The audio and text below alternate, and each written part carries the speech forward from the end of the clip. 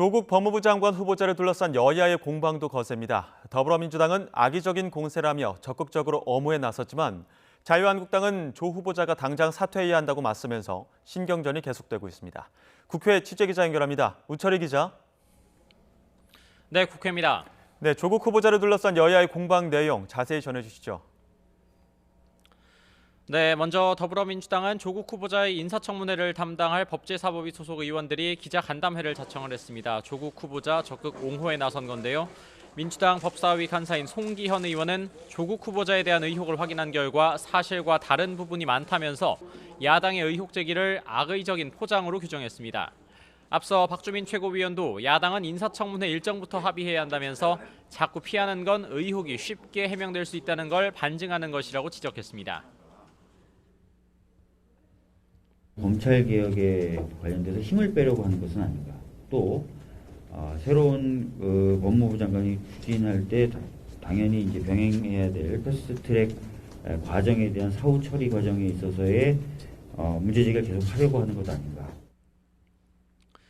반면 자유한국당은 지도부와 중진 의원들이 모두 나서서 파상 공세를 벌였습니다. 황교안 대표는 문재인 대통령이 조국 후보자 지명을 철회하고 국민 앞에 머리 숙여 사죄하라고 요구했습니다.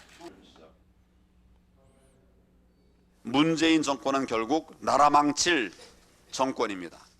조국 후보자는 검찰을 지휘할 사람이 아니라 검찰의 수사를 받아야 할 사람입니다. 여기에 더해 신상진 의원은 문 대통령이 조국 후보자 임명을 강행한다면 하야 투쟁을 해야 한다 이렇게 주장을 하기도 했습니다. 이와 관련해 인사청문회 일정도 합의에 난항을 겪고 있는데요. 오는 29일 김현수 농림축산식품부, 다음 날인 30일 이정옥 여성가족부 장관 후보자의 인사청문회 일정이 확정되기는 했지만 조국 후보자를 비롯한 나머지 5명 후보자 청문회 일정은 아직 미정입니다. 네, 오늘 국회 국방위 회의도 열렸는데 지소미아에 대한 언급도 있었죠?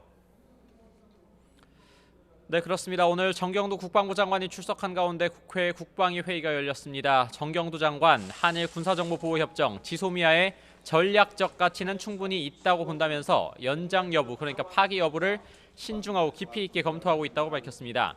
또 과거 북한 핵실험 등 우리가 포착하지 못하는 정보를 일본에서 받은 적도 있다면서 우리가 유리하다 아니면 일본이 유리하다 이렇게 단순하게 평가하는 건 맞지 않다고 언급했습니다.